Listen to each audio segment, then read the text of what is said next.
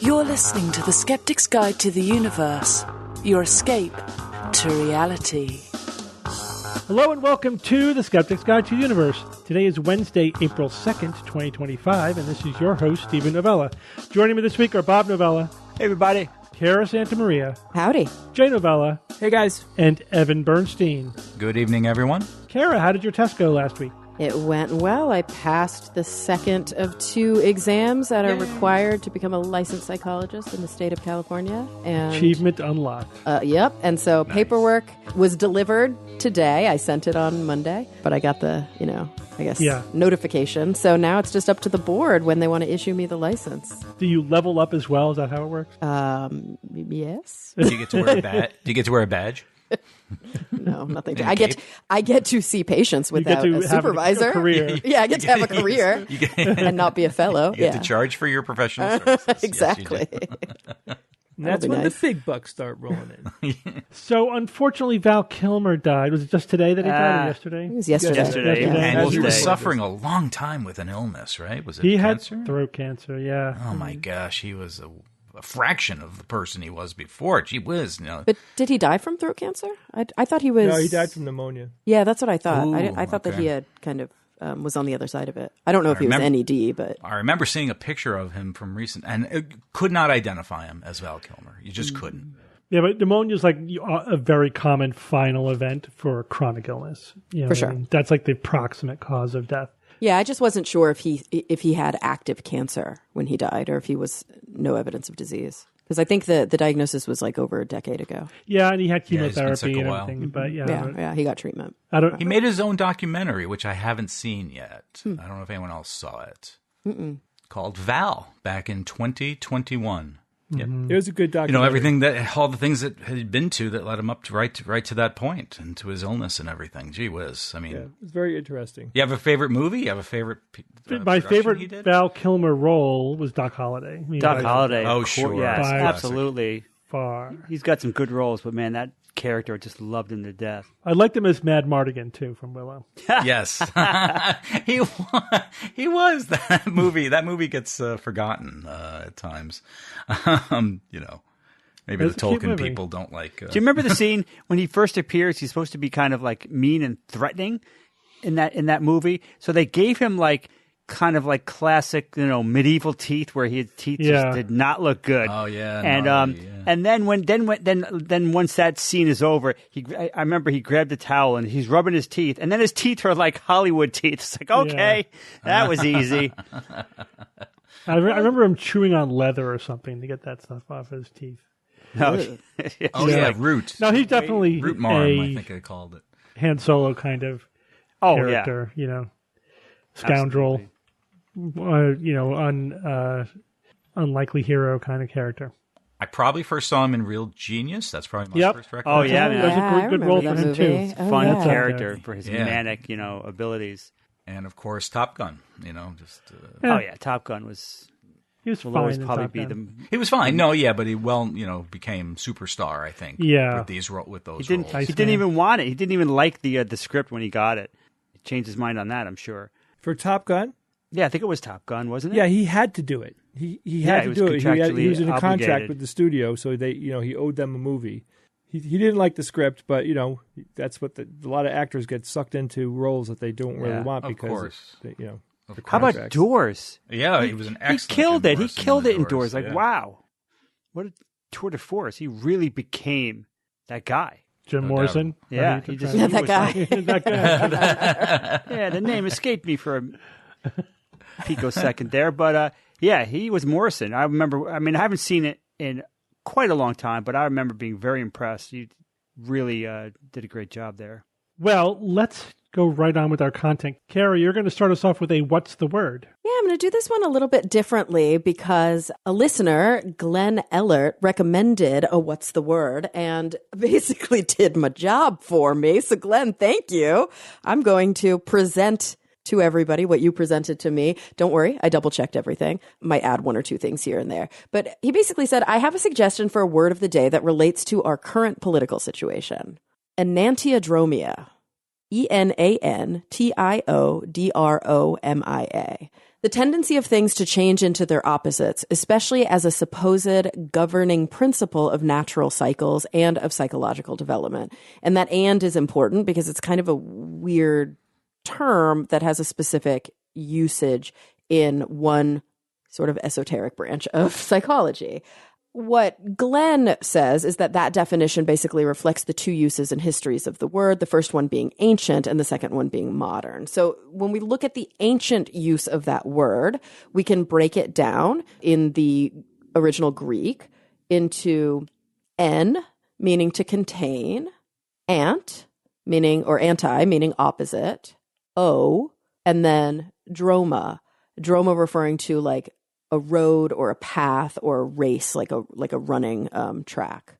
So it literally sort of translated to like the path with the properties of oppositeness, the path that is opposite to this one, or the opposite running course, for example. Now, this was a word that was used historically quite a bit. We see it discussed in a lot of traditional philosophies and religions. Definitely we see it a lot in Eastern philosophy and religion. You know, you think of like yin and yang, for example. But Jung decided, and this was much more, recently, because Carl Jung, we all know who Carl Jung was? Yes. Oh, yeah. Okay. Just Yes, making sure. yeah. Okay. So this would have been mid-century, around 1949. He decided to introduce this very old word into a newer understanding, where he talked about the idea that somehow if you are doing something consciously, you will have an unconscious principle that is the opposite, or vice versa, right? So you have an unconscious drive or an unconscious idea, and then there would be a conscious opposing action. So, Jung is known for having had a lot of, let's say, interesting, somewhat magical ideas that did influence modern psychology to an extent. There are actually practicing Jungian psychologists today. I am definitely not one of them. But basically, his idea was that if you have this tendency to think in one extreme for long enough, there's going to be an opposite position that develops unconsciously, and it'll be equivalent in strength, and then eventually that will erupt into consciousness. Now, again, this is based on this earlier meaning, this path of opposites, where we first saw it in Heraclitus, 6th century BCE. He described the unity of opposites, so opposite things being identical, and then also the doctrine of flux, everything being constantly changing. Now, this is very similar to modern ideas that we have of things like equilibrium, right? Balance.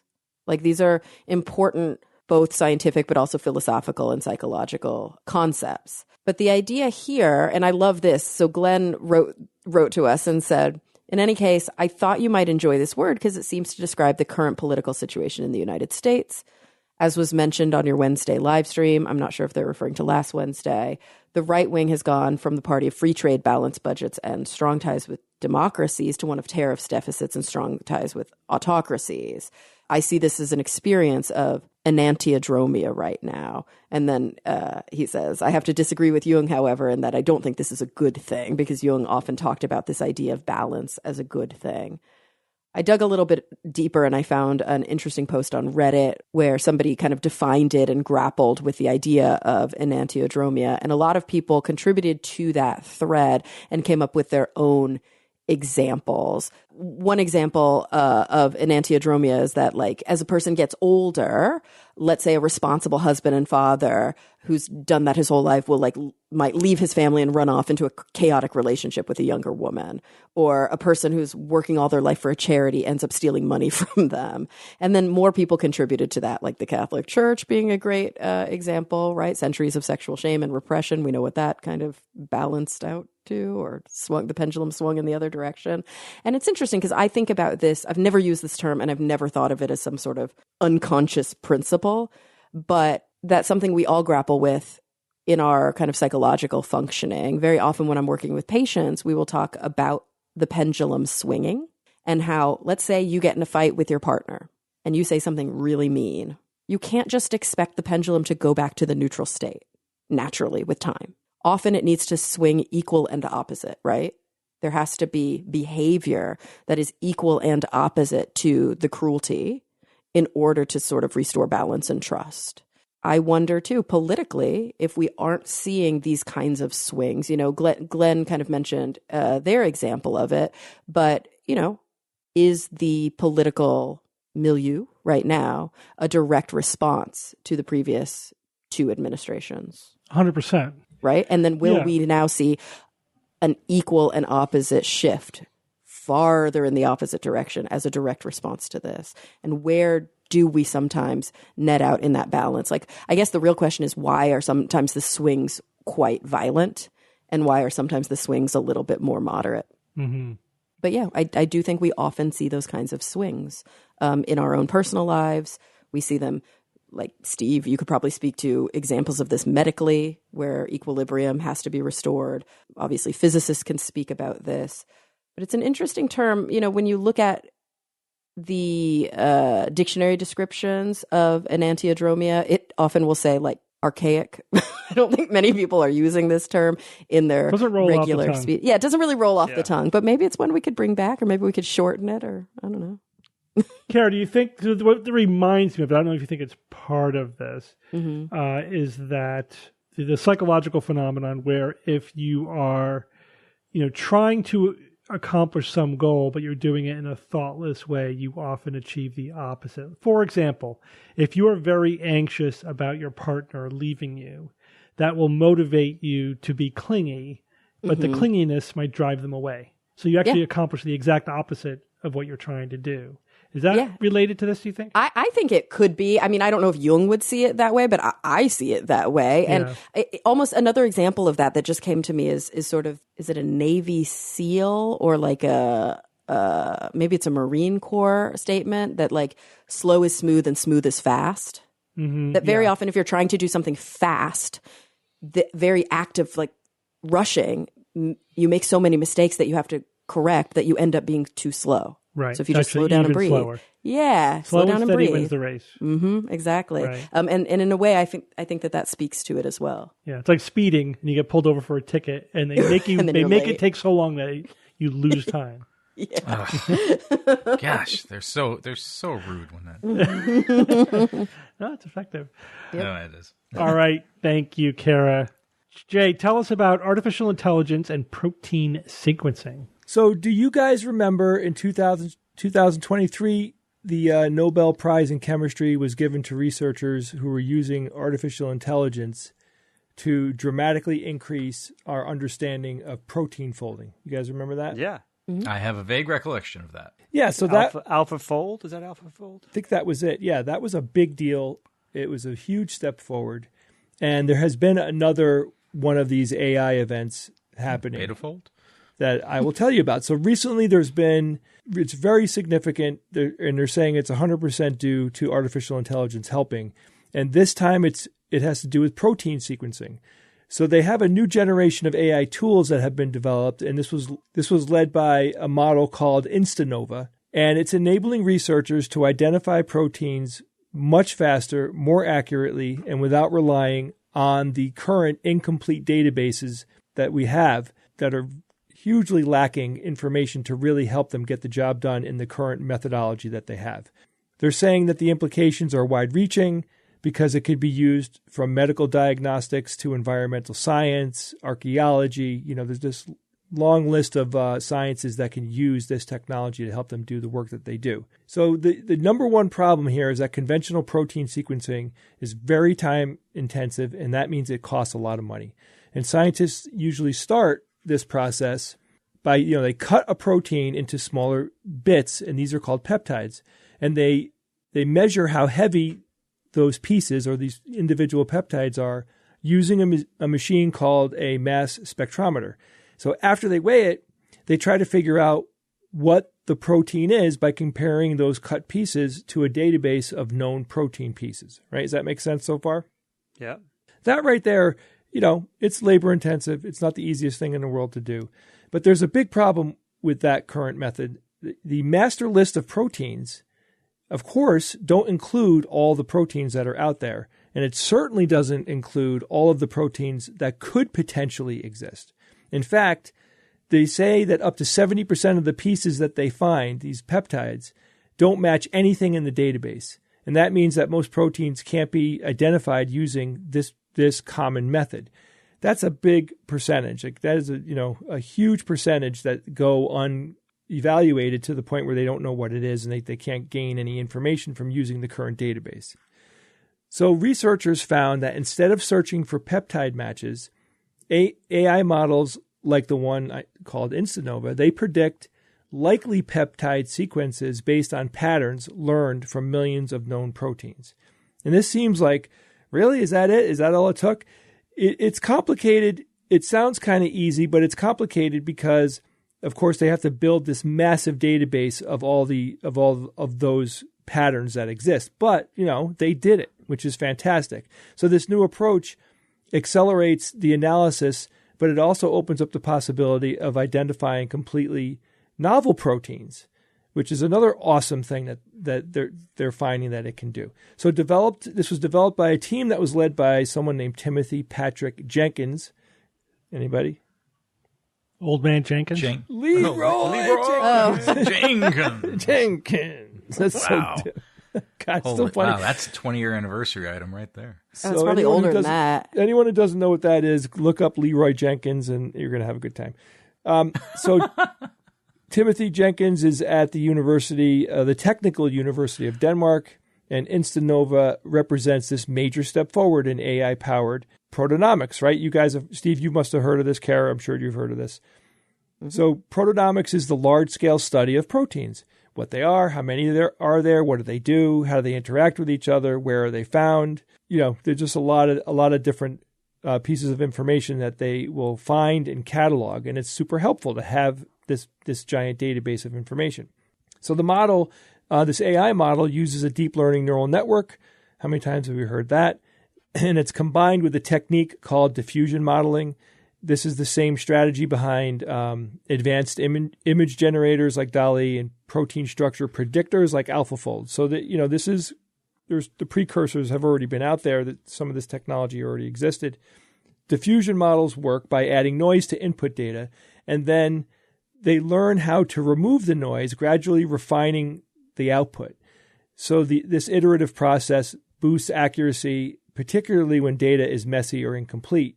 Jenkins' team, using InstaNova with their database, they dubbed that InstaNova Plus, which in lab tests identified 42% more peptides than all previous AI models known.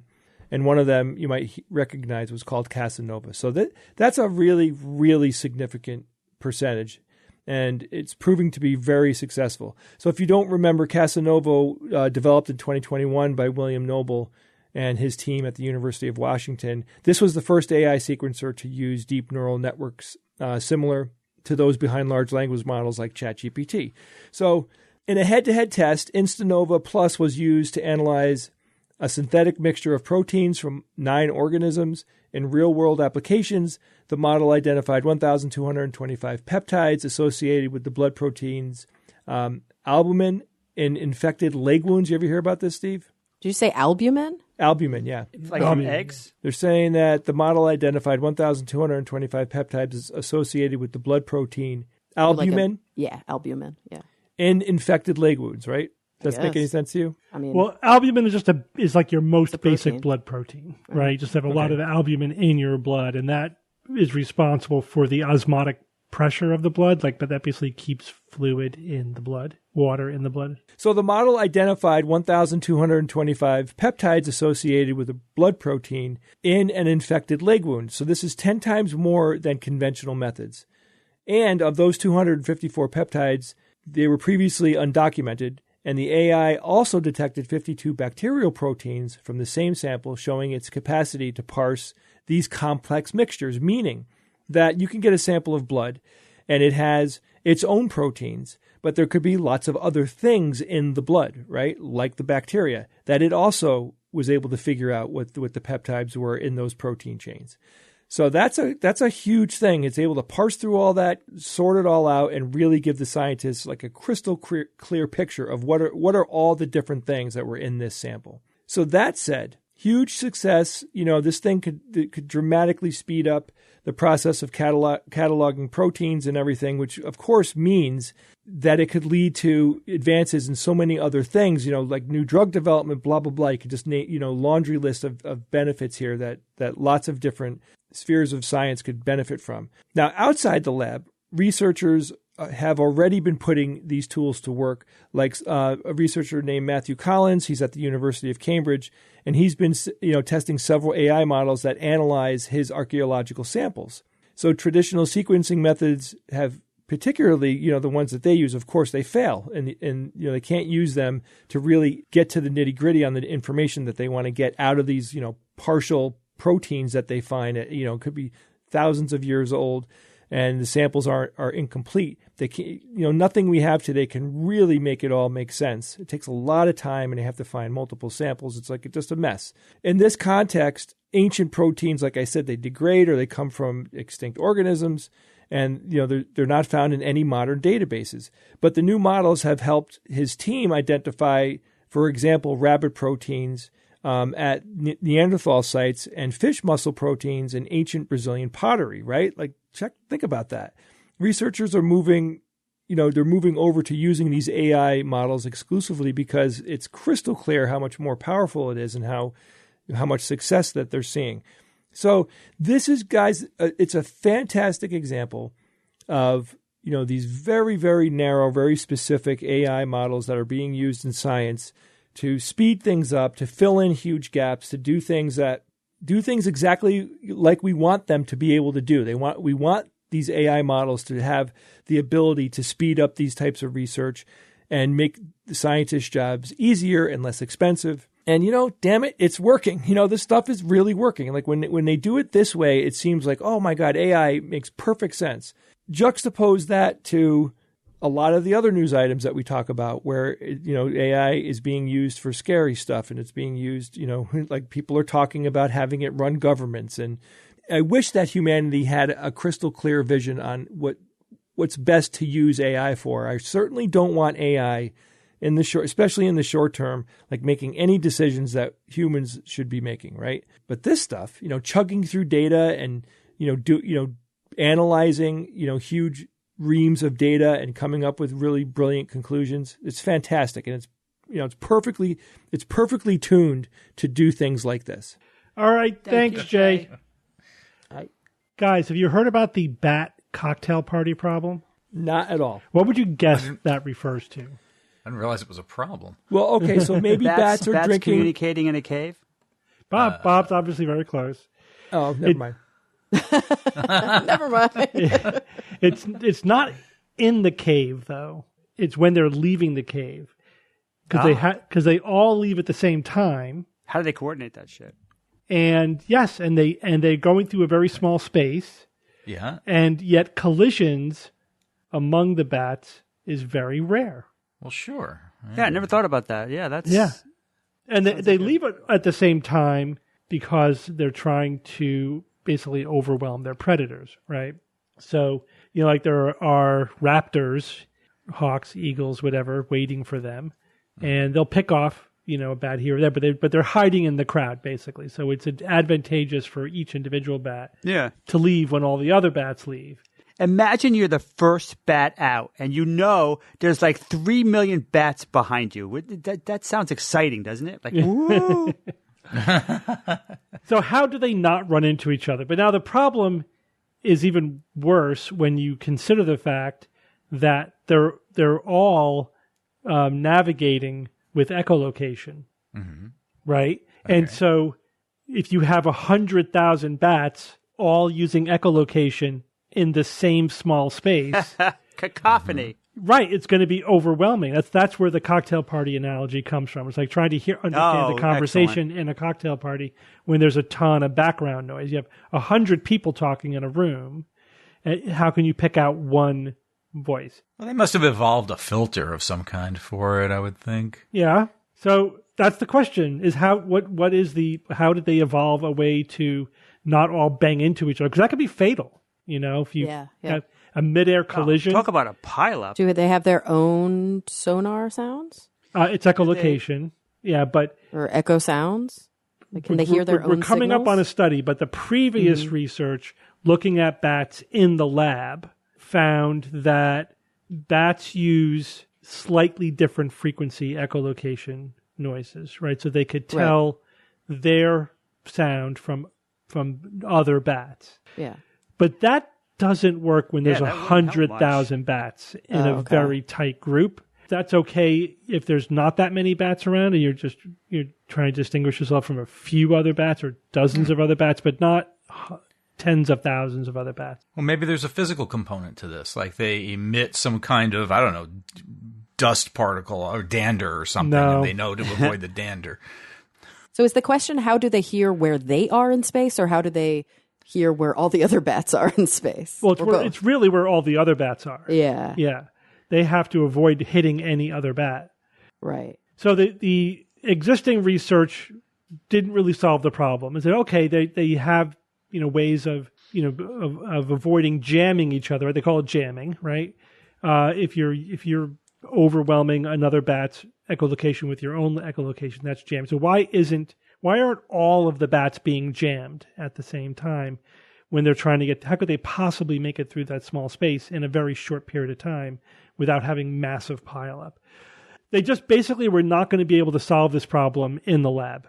They needed to attach recording devices to bats in the wild. Oof. GoPros on bats? Not GoPros, because they're not interested in visual information. They're interested in acoustic information, right? Oh, microphones and exactly audio detectors. I hope they were small and lightweight. Yeah, so that's what they did. They attached tiny little microphones to a bunch of bats and then released them near the cave. Now, they couldn't get them into the cave, I think they just had to release them into the flock, after they left the cave, and then they used computer modeling to extend the data that they got. What they found was that when the bats are in a very tightly densed group of bats, they use a much higher frequency of echolocation. And they reduce the volume, right? So they increase the frequency and reduce the volume, which basically means they're narrowing the distance that they can see with their echolocation to a very short distance. So essentially they optimize their echolocation so they could see very precisely where the bats right next to them are. Yeah. Does that make sense? Yeah, sure. Because that's all they care about. In that moment, all they care about are the bats that are right in front of them, right next to them. You know what I mean? That's it. That's all they care about. And it's like a flock of birds, right? In the same thing. Yeah, I was going to relate to that. It's where similar. The simple rules. Yeah, they're just each bat is following a simple rule. Stay this distance away from the bat right in front of me, and to the left and to the right of me, and that's it. They only have to worry about the bats that are right next to them. And they optimize their echolocation for that purpose. They narrow. If everyone does that, their scope. Works. If everyone does that, it works, right? The collisions become very, very rare. So cool. Yeah. So, I thought it was interesting, just because the question of how do the bats not bump into each other is not necessarily intuitive, because there's a bunch of things, like you said, Evan, maybe they're using some non-echolocation mechanism or something else. But they had to go out into the field to answer this question. Mm-hmm. Does that also mean there are other scenarios in which they make those kinds of adjustments with their echolocation in other scenarios as well? Yeah. So hunting so clearly they can adjust their echolocation, right? So they will avoid frequencies that other bats are using. They will optimize it at other times for prey, right? If they're looking for an insect, they need to be able to see an insect at a much bigger distance, right, to zero in on it. And now they have a different, paradigm of echolocation when they're flocking in a tight group, So that's really interesting. But also the technology, the idea that they have to, you have to record bats in the field. You're not going to really solve these problems in the lab, and that we have the technology to attach tiny little ultrasound sensors, or the sensors for the frequencies of sounds that bats are using in echolocation. Yeah, so it's a cool study. I hope those poor bats aren't just stuck with those stupid sensors for the rest of their lives. I don't know. Should just use their eyes, bat their eyes. No. Oh, boy. I'm assuming they fall off after time. Yeah, they probably don't last that long. Figure. The study was done in the greater mouse-tailed bat. Oh, right. Yeah. Are all bats, Mouse do tail. all bats have a feature like this? Well, I mean, probably all echolocating bats, especially ones that have, really dense populations in caves. In caves. Yeah. Well, I can't imagine all bats live in caves No, like the fruit bats that we saw in Australia. those are tree Or dwellers. tree dwelling, yeah. So they wouldn't need that specific They probably ability. don't have, not all bats have echolocation either. Aha. There we go. True. All right, Bob, tell us about the extremely large telescope. Yeah. Is it that big? Extremely. Alrighty.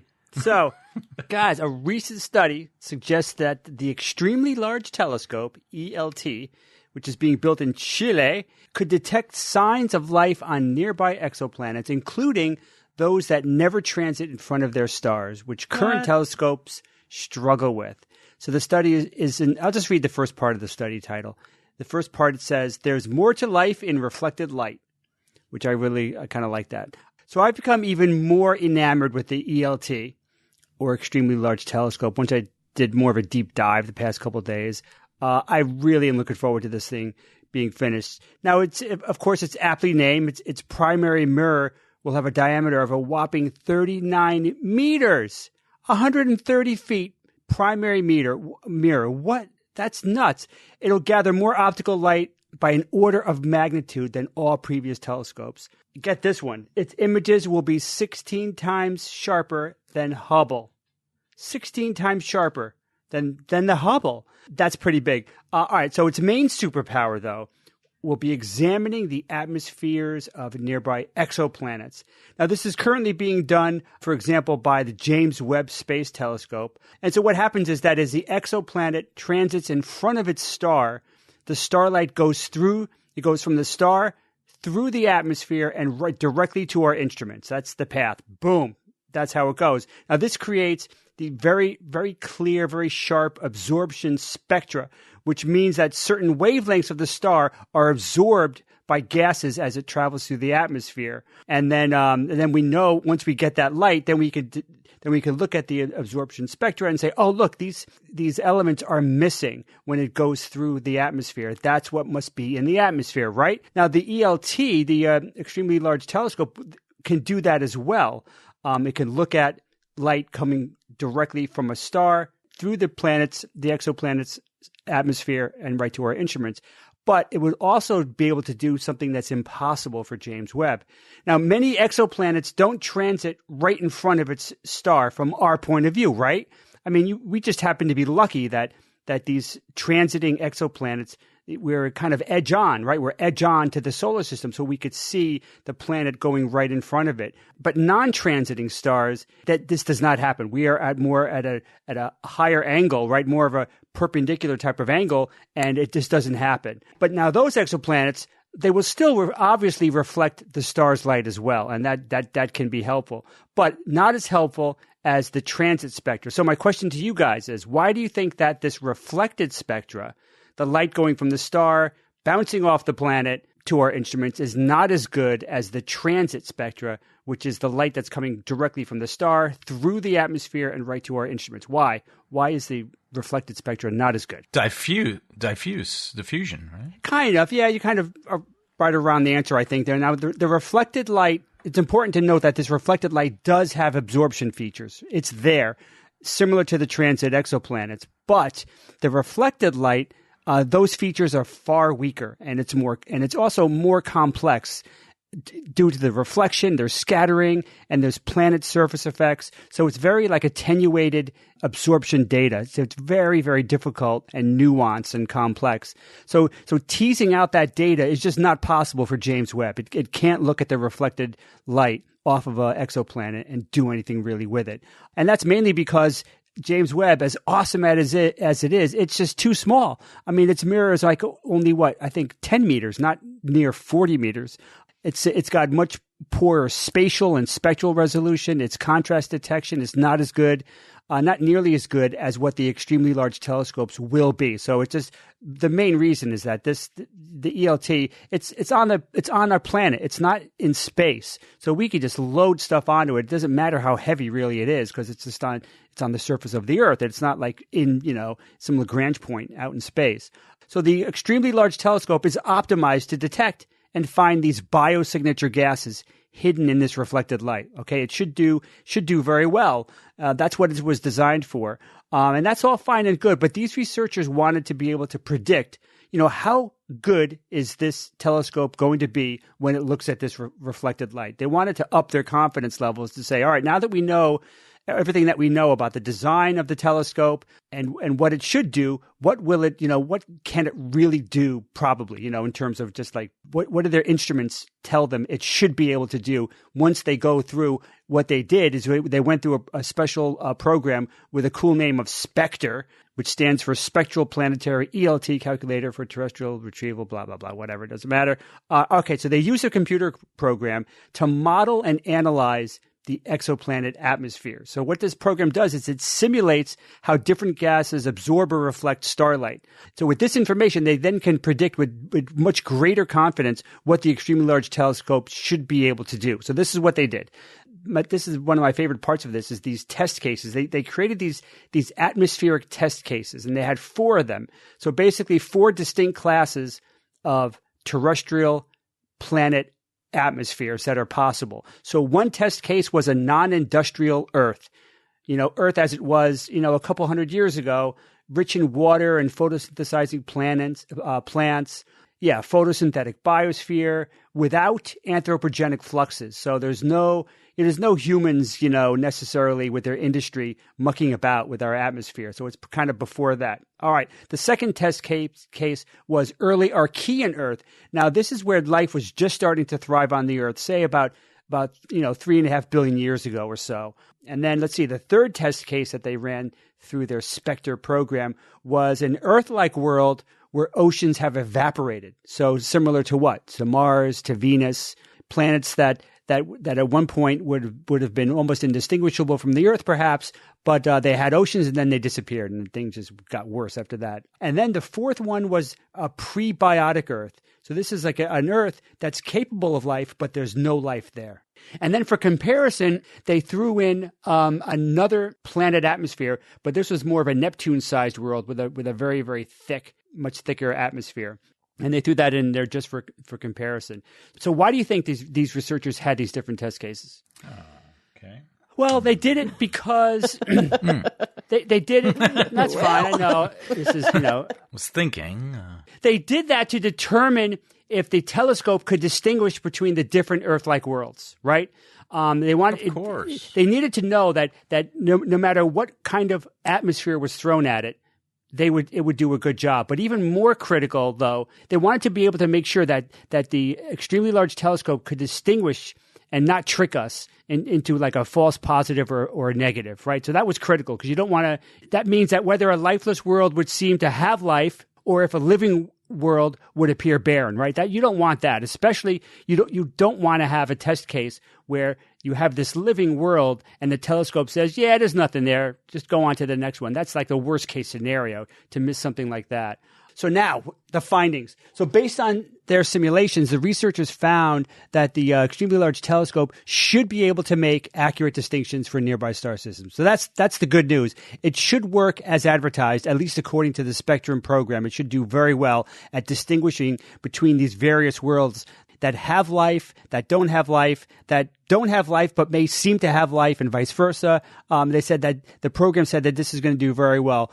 For me, the most interesting part was the closest star, Proxima Centauri, and its exoplanet called Proxima Centauri b. If you guys, we've talked about that a couple of times on the show. We don't know much about Proxima Centauri b. It's the closest exoplanet, which is fascinating, but it's also a rocky world. It's within the habitable zone.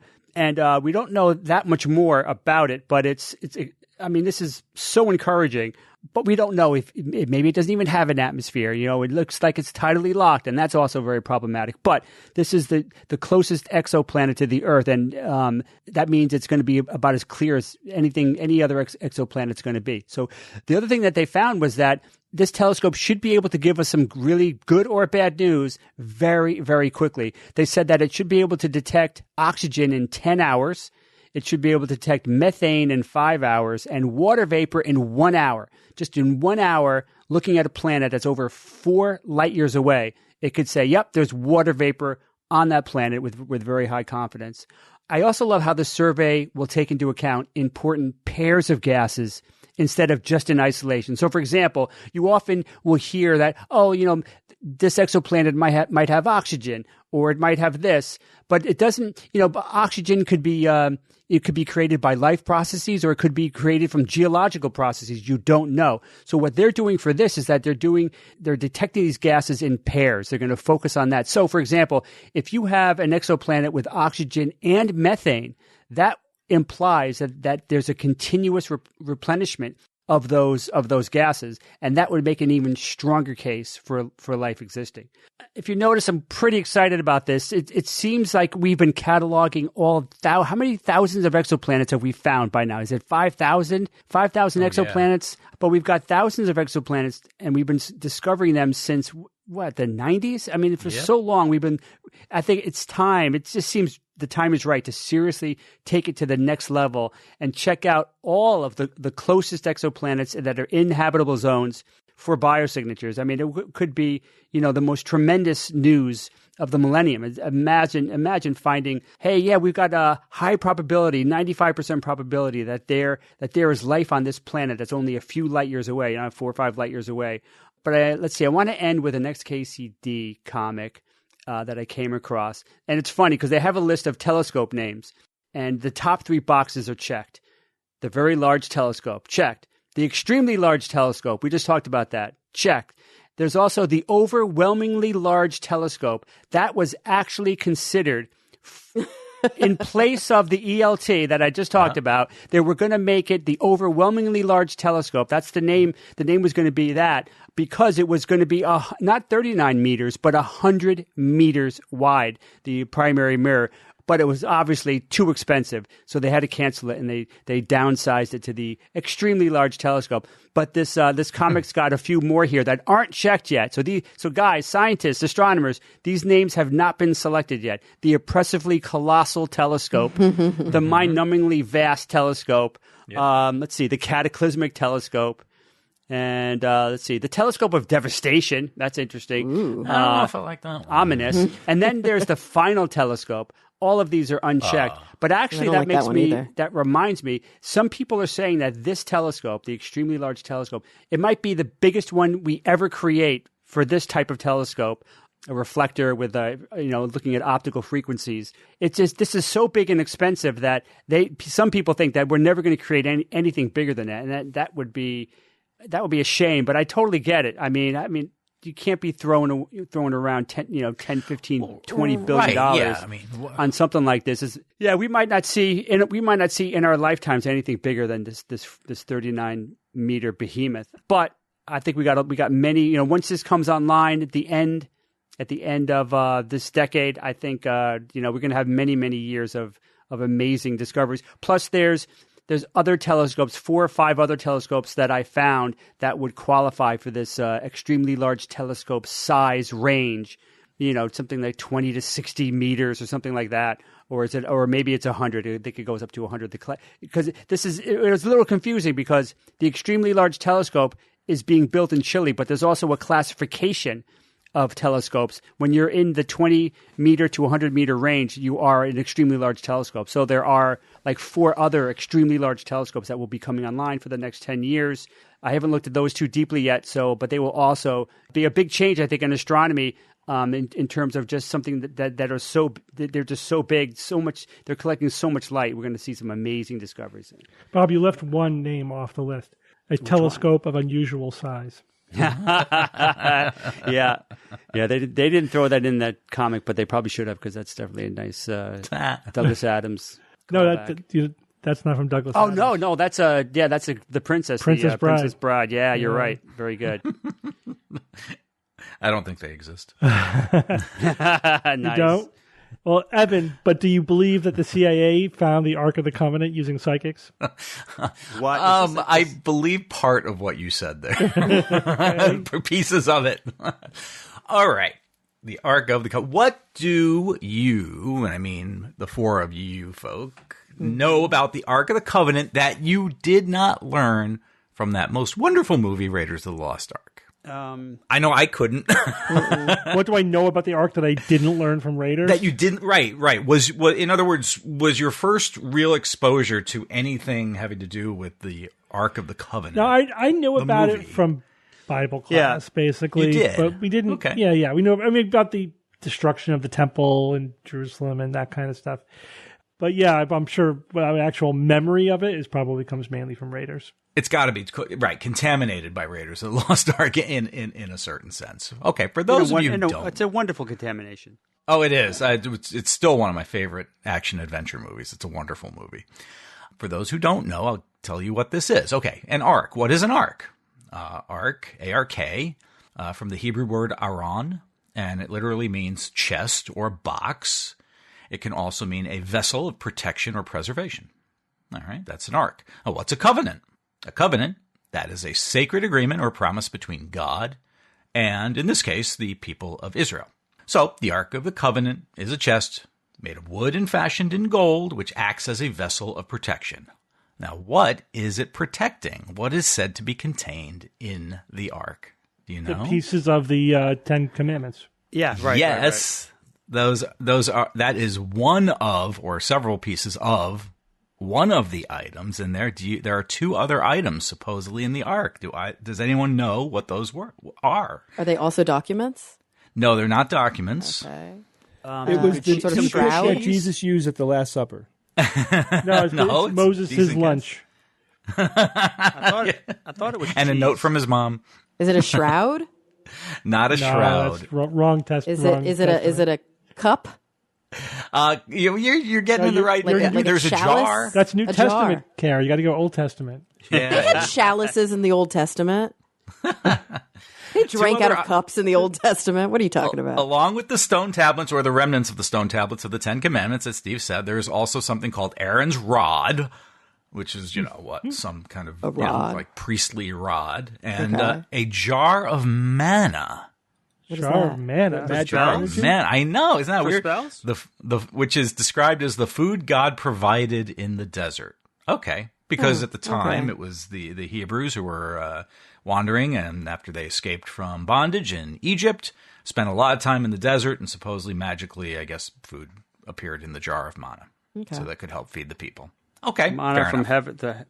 Now, Steve, my next question was going to be, where is the story, or what's the source of the Ark? You mentioned it. It's the Bible, and specifically the Old Testament. Very good. Do you know which book in the Old Testament the Ark is mentioned in? Are they out of Genesis at that point? I think They are definitely out of Genesis. And Yeah. there's Deuteronomy, and then No, you skipped Exodus, Leviticus, and Numbers. Exodus. Exodus. Kara. Yeah, Exodus. Yes. course.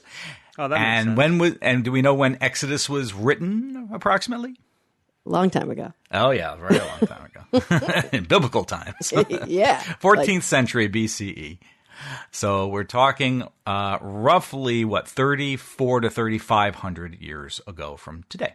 Now, final question. Other than the story in the Bible, is there any evidence that the Ark and its contents were real? No. I don't think so. No, Probably correct. There's no evidence. So it is not mentioned in any contemporary non-biblical sources, and they've looked, they've studied tomes from Egypt and Canaan and Mesopotamia from the time and nowhere else is it mentioned but in the Bible. What about the Dead Sea Scrolls? Some scholars believe it could have been a real actual object, but others think it's symbolic, written into biblical text as a way to show Israel's special connection with God. But the Bible itself treats the Ark as a very real item, and it was built to exact dimensions and handled with very strict rules, and linked to many major events in Israel's early history. Some believe that the Ark was lost, destroyed, captured, and for a long time, certainly forgotten. Did you know that there is a church, the Ethiopian Orthodox Church, obviously in Ethiopia, and they claim that they have it, that it's housed in a chapel in a place called Axum, A-X-U-M. However, nobody's allowed to see it. Of course. But trust us, it's there. On a tangent to that, there's a story about in World War II, I think it was an officer of the British Army, visited supposedly this place where it was housed and supposedly saw it and deemed it to be a replica, something that looks like an ark that they can claim is a holy rock. And, and that we know that that's not unusual for churches throughout history to claim that they have specific relics of importance, but they are all, frankly, replicas of what was supposedly the original churches relic. Duping people? What? That happened? Never, ever. So scant evidence, no evidence, or frankly, no evidence at all that it ever existed. But has that stopped people from believing the Ark of the Covenant is real? No, it hasn't.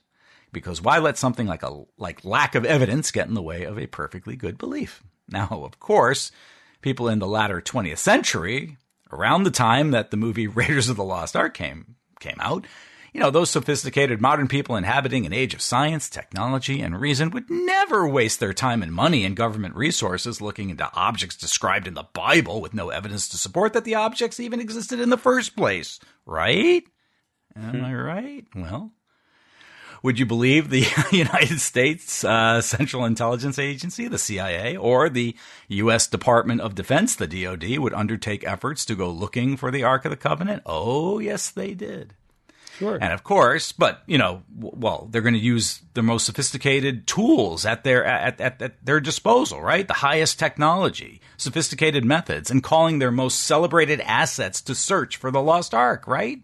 Well, I'm here to tell you that not exactly. Hey, if you want a movie that more closely resembles reality than Raiders of the Lost Ark, go see the movie or read the book, The Men Who Stare at Goats. And that's a fascinating look at U.S. military's utilization of self-proclaimed psychics who use their so-called powers of remote viewing to see things that are hidden away, no matter where those things are on this planet or in some cases other planets. We'll get to that.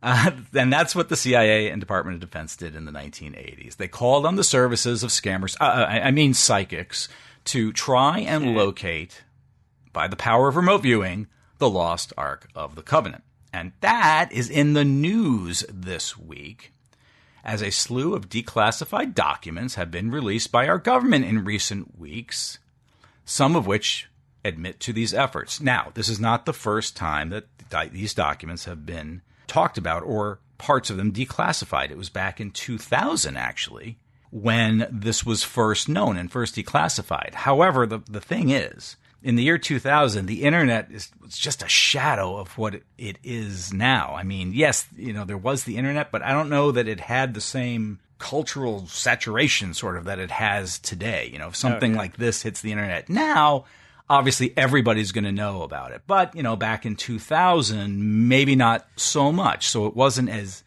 easily an accessible story as it is now. But it's experiencing a revival now. And it's why it's a news item now, because it's all part of a slew of other declassified documents that are being released by our government on all kinds of different things. But this one is getting particular attention. Obviously it's very clickbaity, and a lot of news outlets, tabloid and otherwise, are running with the story because, hey, who doesn't like a good story about the lost Ark of the Covenant? So what did the documents say? What has been revealed? All right. So they admitted that they paid for these efforts, the CIA and the Department of Defense. Yep. They hired these remote viewers, to the tune of millions of dollars for these entire projects that ran for the better part of 20 years or so. And that means our tax dollars went ahead and paid for it. But not only did they go searching for it, but they were successful, and they actually found the lost Ark.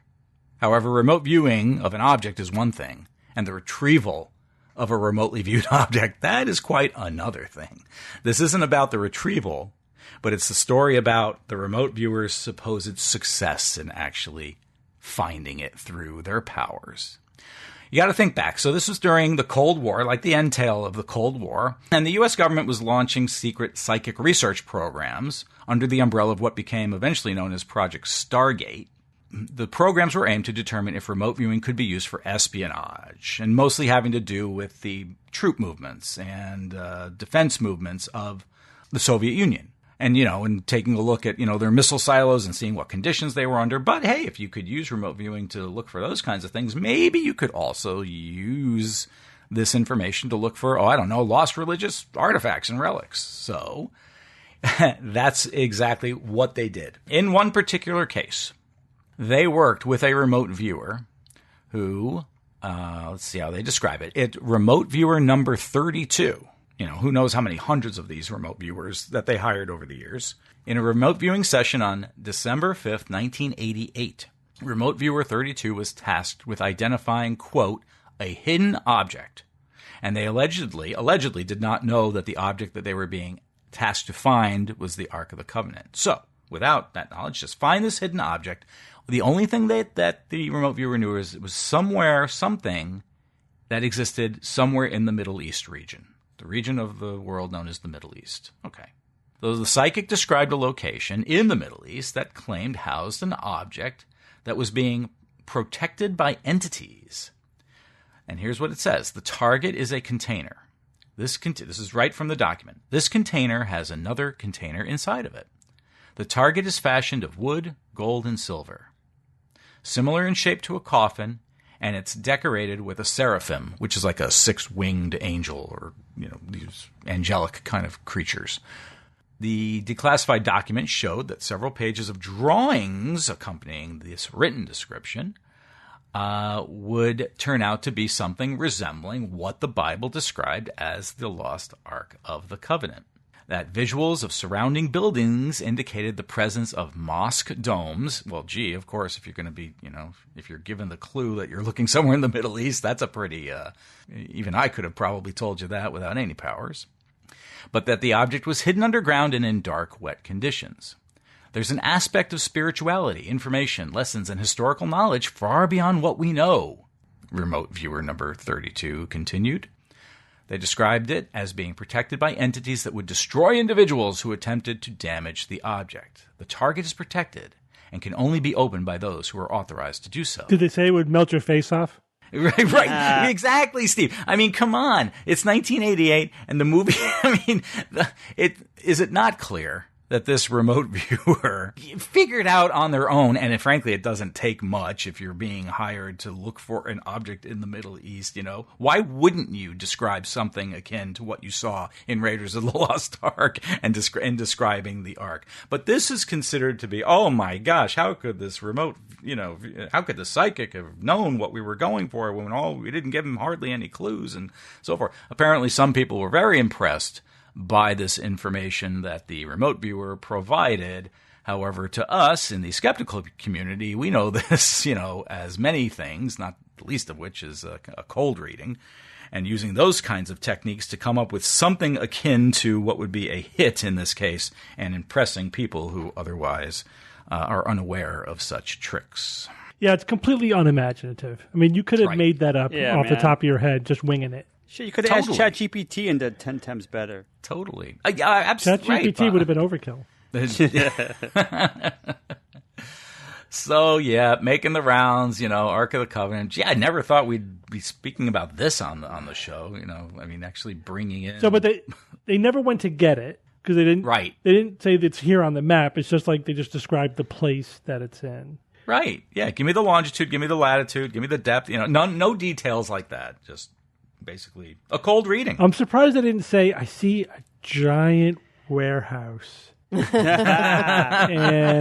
a man with a hat and a whip. And a rat in apparent pain. All right, I'll leave you with this. Tune in next week when we go exploring for more archaeological treasures as those described in that other famous relic hunting movie, Monty Python and the Search for the Holy Grail. Yep. Thank you very much. That's historically accurate, that one. Just as much as that's Raiders of the Lost Ark, probably. Much. All right, thanks, Evan. Yep. All right, Kara, I don't think we mentioned last week that 23andMe went bankrupt, right? And now we're hearing a lot of stuff about what's going to happen to all that data they got. Mm-hmm. So 23andMe, the genetic testing company, filed for bankruptcy on March 23rd, 2025. As you mentioned, a lot of people are kind of questioning what is going to happen. A few days after that filing, a U.S. judge did rule that the company could sell its consumer data as part of that bankruptcy. So could be, chopped up for parts and sold to the highest bidder. Oh boy. We're seeing attorneys general across the country warning different state citizens, delete your data, do what you need to do, ask them to destroy the spit samples. A lot of people are talking about the genetic data, right? The actual DNA information as this big source of sort of fear. What's going to happen with the code that makes me? But there's a great article that was written in The Conversation by Kate Spector-Baghdadi. I might not be saying that correctly, who's an associate professor of obstetrics and gynecology at the University of Michigan. And she wrote about what's going on with 23andMe and what kinds of things that maybe we haven't thought about and should draw some of our attention to. So the terms and conditions that we all signed up for, and when I say, I'm going to say we and be inclusive throughout this process because I am a 23andMe customer. Right. Any of you four ever do 23andMe? I did not. Nope. None of you. Okay. No. So when I say we, I'm referring to myself and all of the listeners who are also 23andMe customers. When we originally signed up, we signed a terms and conditions and a privacy notice, and that said all sorts of stuff that we probably wouldn't have wanted it to say if we had read the fine print, right? Like the company Devil can in use the details. Yep. And I mean, you can't say no, or you can't use the product. Right. So it's a trade-off, right? So they can use our information for R&D. They can share the data in aggregate with third parties. If you did any additional research, which most people did, individual information could be shared with third parties. The language clearly stated that if there were a sale or a bankruptcy, that consumer information could be sold or transferred to another company's holdings. That's it. Case closed. There you go. So what do we do? So the writer of this article is a lawyer and a bioethicist, and she's especially interested in direct-to-consumer genetic testing. She talks a bit about what 23andMe is. We don't really have to get into that. I mean, if you're interested, it started in 2007.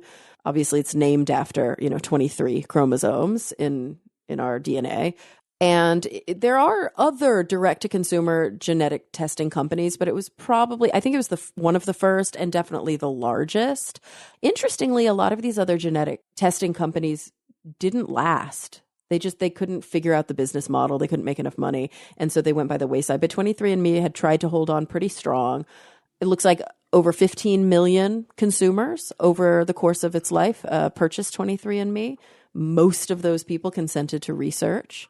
It was valued at $6 billion at one point, but the stock has been declining and the company owes a lot of money to its creditors.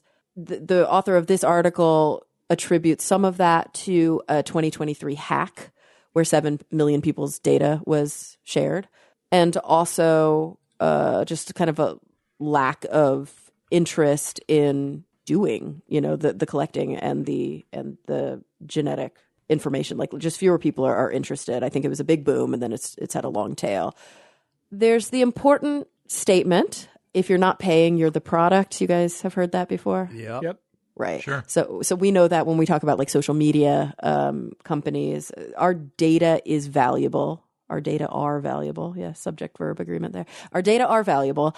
Our buying habits, our personal information that helps different corporations learn how to market very targeted things to us.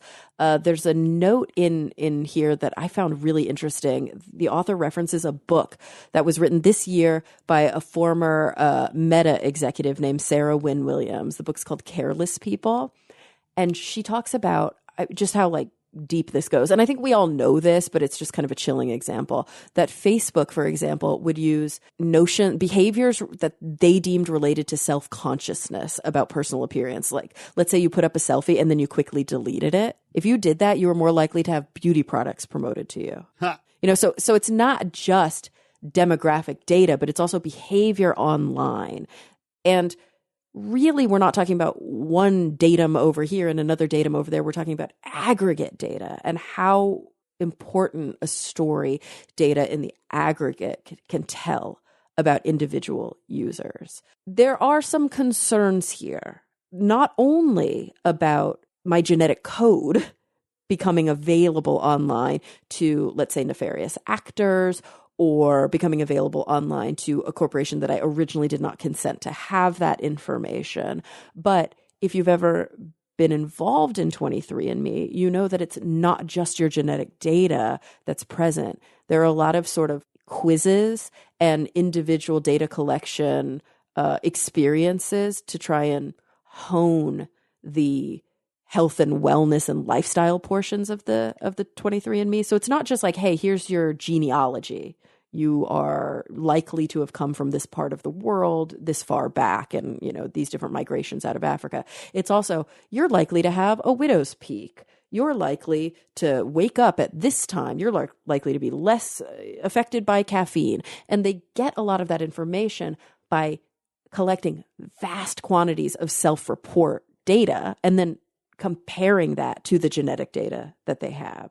So we're not just talking about privacy of genetic data. We're also talking about privacy of personal demographic data and survey data as well. I didn't struggle with the accuracy thing at all, because the way that 23andMe works is it does sequence your DNA, and it does so quite accurately. It's the interpretation that's less accurate, right? It's the way that they determined, you are likely from many generations ago from this part of, this continent, because we're looking at extant individuals living in that continent and comparing your DNA to them, which it just doesn't work because there are massive, migrations in and out of places all the time.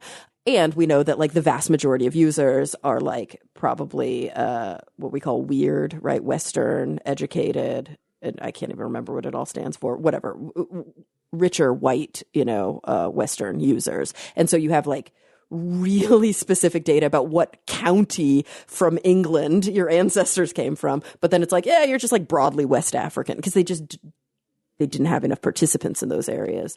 I was never that concerned about that, though, because 23andMe does sequence your genome, and you have access to the raw data, which then you can plug into other programs if you're looking for specific SNPs, right? If I wanted to know if I was BRCA positive, I could find that out with my 23andMe data. I don't have to then go get that specific genetic test. So to me, I saw it as an empowering way for me to have access to my own genetic code.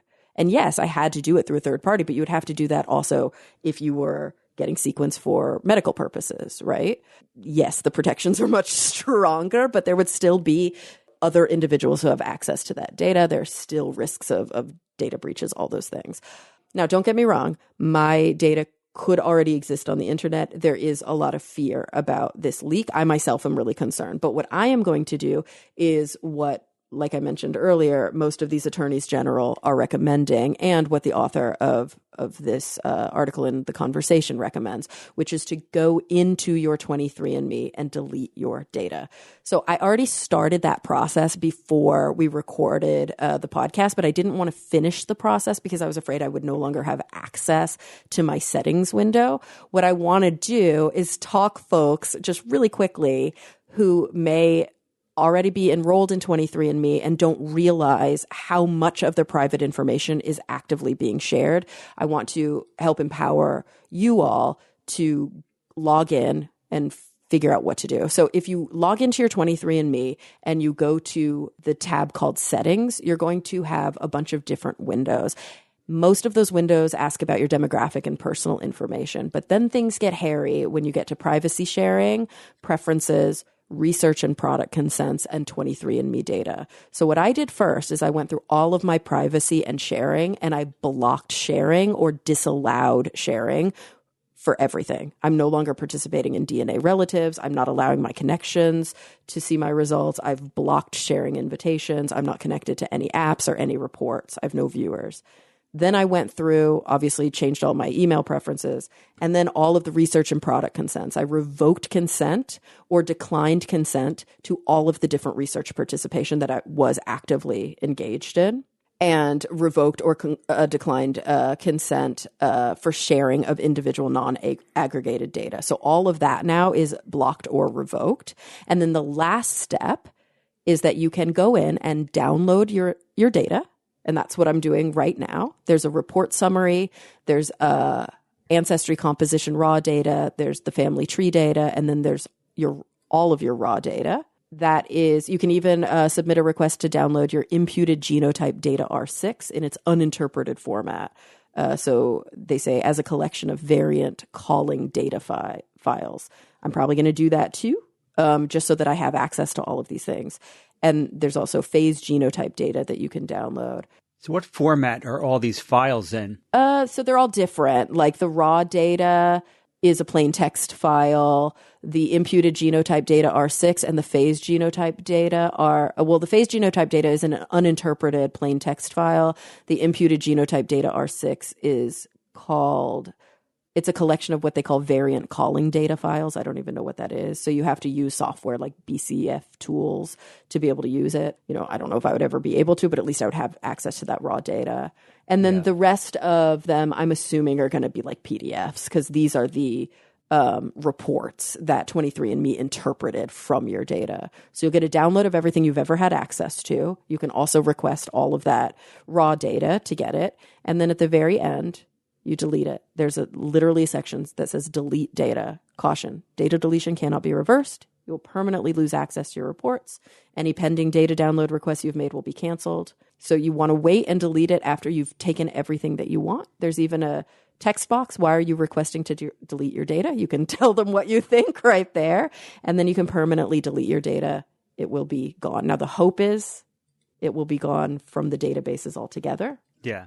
That's what everybody's recommending doing. And, then you will be one less of a massive database that is then sold for parts. And so I highly recommend, if you haven't done it yet, start that process now, because getting some of this data downloaded, if you want to download the data, can take some time. And that's what I'm doing right now. All right, cool. It's a good lesson in reading the fine print, right? I'm sure most people who signed up for it didn't necessarily know that if it goes bankrupt, that all of your stuff could be sold, all your data, Well, even if it doesn't go bankrupt. Yeah, even if it doesn't, but I think they get even more ability to do so. Like they could transfer all of their data. But I think it's else. also worth mentioning, because we talk about the difference between like efficacy and effectiveness research all the time. We often talk about these things a little bit ideologically, like, yes, it is a good lesson in reading the fine print, but also, even if we had read the fine print, every word of it, you're making a decision. And that decision is almost always a decision between privacy and convenience. Mm-hmm. And you can't say, I decline, and also still engage or have access. Right. And so for a lot of people, they're willing to take that risk, because privacy at this point, especially if you look at folks younger than me, folks who kind of grew up in an internet era, they don't think that privacy is real. They've been hacked so many times. Mm-hmm. They've seen so many data leaks that they're like, yeah, it's just the cost of doing business. Whereas when you look at generations that are older than me, because I'm an elder millennial, right? I'm not quite a cusper, but I'm an elder millennial. So you look at the older Gen Xers and then the boomers who did not grow up with this. There is much more fear and skepticism. You look at the younger folks who always grew up with this. It's not that they're naive. In a way, it's that they're kind of less naive. It's that they know that this is how it is to engage with the world, albeit dangerous. Ambivalent, maybe. Yeah, maybe that's a good way to put it. And so where is that balance between privacy and convenience? It's different for different people. But I think it's also a little bit naive to believe that we can exist in the world, that we can engage in banking, that we can engage in data transfer, that we can do our jobs online and be perfectly private and protected. Yeah. Yeah, unfortunately, I think that's true. But I don't think that means that we just give up and just give away freely. I completely agree, which is why I'm deleting all my stuff. Yeah. Right? Yeah. Right. And I recommend you do too. delete. Uh-huh. Yeah, you say you can't, if you decline, then you really can't even use the service. That's why I kind of I seem to get prompted a lot these days with, like, when I go to websites. All right, here's our cookie policy. What do you want to do? And and I decline everything that I can. And but still let you in. It's like, cool, yeah, that's awesome. But that's a legal protection, and we have to remember that is a legal protection that was fought for by consumer advocacy groups. And it's even stricter in Europe. That's why if you ever travel outside of America, for the American listeners, to certain European countries, you get a pop-up every time you go to a website, and it's kind of annoying. You're like, oh my God, why do I have to do this? I mean, but there are legal protections in other countries where, yes, you have the right to opt out. And there are some legal protections here in the U.S., but they're not as robust. But that didn't happen because these corporations wanted it to. Trust me, they fought tooth and nail not to allow that. yeah. Yeah. That's regulation. That's regulation protecting consumers. Exactly. Yeah, some companies make it difficult to opt out. I love the ones that just have there's a checkbox, decline all, like yes. I know, that's so much easier. Unsubscribe from all. Between. Yeah. It's so but I hate better. the ones where like I hit unsubscribe and then my malware blocks it. It's like, this is dangerous. Right? What the hell were you taking me to? Oh my gosh. And then the ones I struggle with are, it's like, okay, you can opt out. Enter in your email, and we'll opt you out of that email. Yeah, I don't like that either. I don't like that either. Just I don't trust it. Just unsubscribe me. I know, I don't trust it. I don't like the ones where they let you like choose your preferences. Like I want to not receive from this list, right? But they never say delete your email from our database. Right, exactly. Yes, right. And that's what I'm hoping this 23andMe data deletion, I'm hoping that there was legally baked in early on these abilities for that reason, because it does say once you've deleted it, like you can't even access it anymore. Yeah. So maybe that means it's no longer in the database. Right, but you have your report, so what do you care? Exactly. That's why I'm downloading them all right now. Yeah. All right, thanks, Kara. Jay, it's Who's That Noisy time. Noisy time. All right, guys, last week I played this noisy.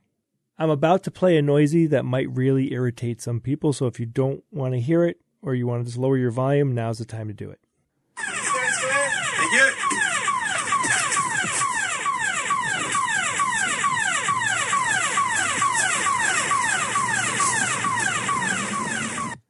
So what do you think, guys? Well, There's a siren.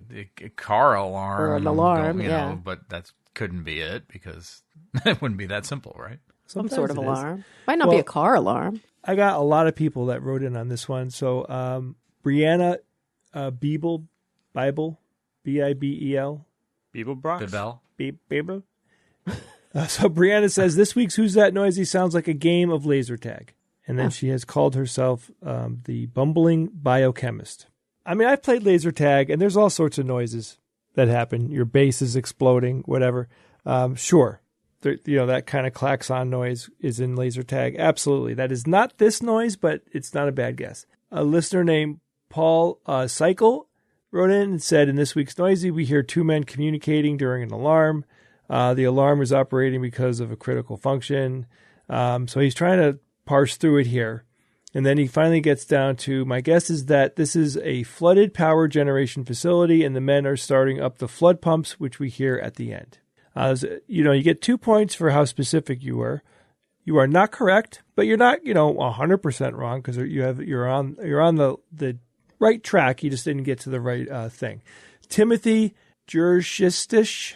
I mean, come on. He didn't give me his pronunciation, so that's his name. Jurchishish. Timon. It's Timon Jurchishish. All right, Kara. Jurshitschsch. I have no idea. I pronounced it pass. correctly. I pronounced it. He said, hey, everyone, pretty sure I am too late, but this week's Noisy sounds a lot like the pace setting of defibrillators. This is cool, guys.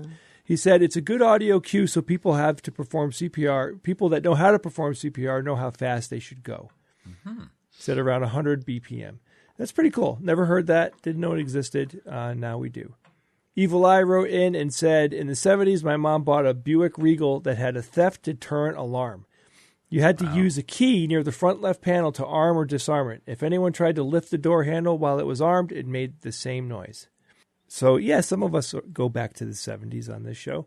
That is not correct, but thank you for reminding me of wood siding on cars that my parents used to own. We do have a winner from last week. The winner is a listener named Andrew Lotus, and the answer is, this is what Andrew said, Jay, I am an air traffic controller and pilot. That sounds like an ELT, emergency locator transmitter signal from an aircraft. So this was close enough. There are more details and more specifics, but Andrew was 100% like there for what it was legitimately. And I'm not even sure that it's any different from airplanes to boats because the original noisy comes from a boat. So let me read to you what this is.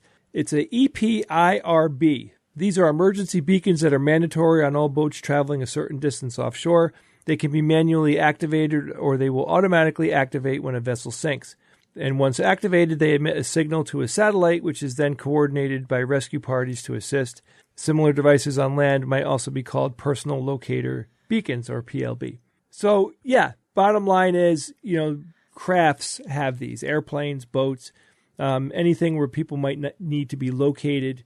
And, loud klaxon noise always gets people on their toes if any emergency is happening. So anyway, got a lot of guesses, but there was a lot of people guessing around it, but didn't completely hit it. But anyway, that was definitely a cool noisy. I have a new noisy for you guys this week, sent in by a listener named Emma Powers.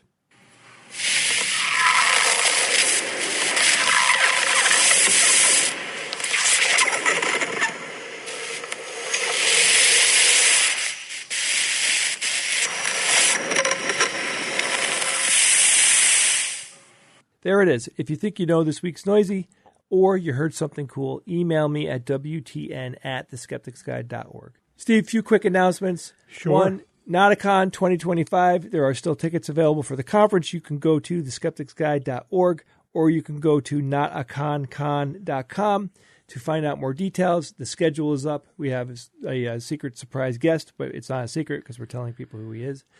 And we have all of us at the SGU. We have George Traub. We have Andrea Jones-Roy. We have Brian Wecht.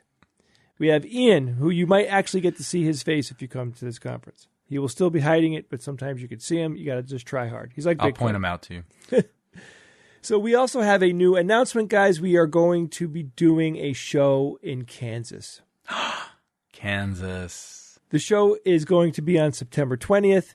It'll be outside of Kansas City in a town called Lawrence. It's a college town. What university is there, Ev? University of Kansas, the Right. Jayhawks. Yep, we'll be right near there. So if you want more information, like I said, you can go to either of those two websites. We will also be announcing a private show, which will probably, the location and all the details will come out next week. But if you're interested in tickets for the extravaganza, just go to theskepticsguide.org. You'll see a button there. That's it for now, Steve. Okay, let's start with an email. This one is about RFK Jr. and access to vaccines. And the message is, hello, y'all. I believe I could write you an entire novel of my concerns in life right now and provide an unending list of questions. How much say does RFK have to limit or eliminate vaccine access for the U.S.?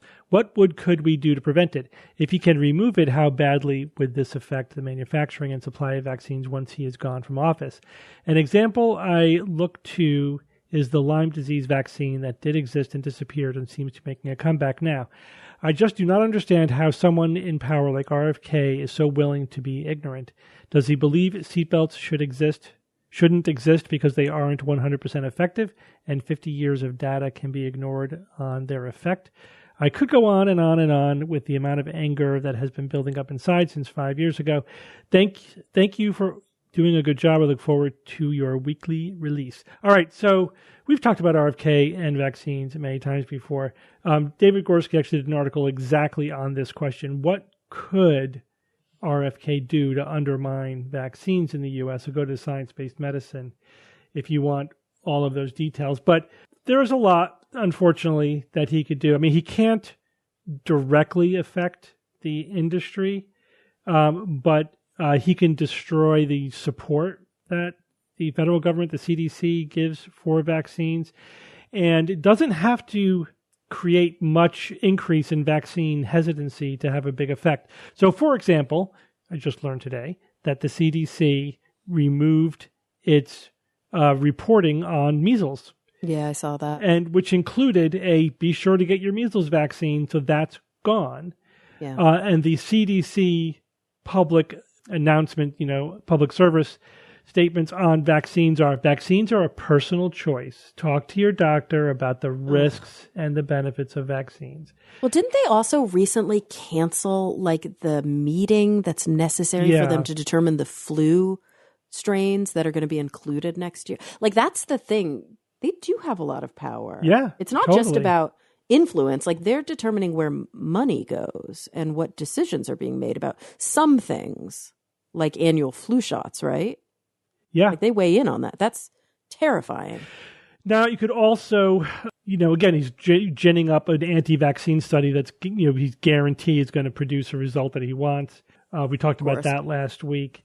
Again, putting people in charge of the FDA who are also going to be pseudoscientists. There are lots of laws on the books that you could use you could misuse, misinterpret, interpret in such a way that, just makes it financially or legally difficult to use vaccines or to sell vaccines. But I think the biggest negative effect that RFK is going to have is just hollowing out the institutional knowledge that we've built up over generations. Yeah. Both in research and regulation, in knowledge about these topics, which will take, it's hard to know like how much time it will take to reverse this. Definitely years, maybe decades before we we never fully recover, in that we will always be farther behind than we would have been had this not happened. And it's not just hollowing out what we know now. It's completely they're gutting funding to anything coming up. So there are whole labs that are going to be shuttering. Yeah. Whole, lines of inquiry are going to be abandoned. And maybe, how hard is it to pick those things back up? We don't know. I definitely, if I got on my vaccine. I just got my titers tested yesterday, so I'm waiting to see if I still have my measles immunity. And if I don't, I'm getting a booster ASAP. Do it now while your insurance still pays for it, if you have insurance.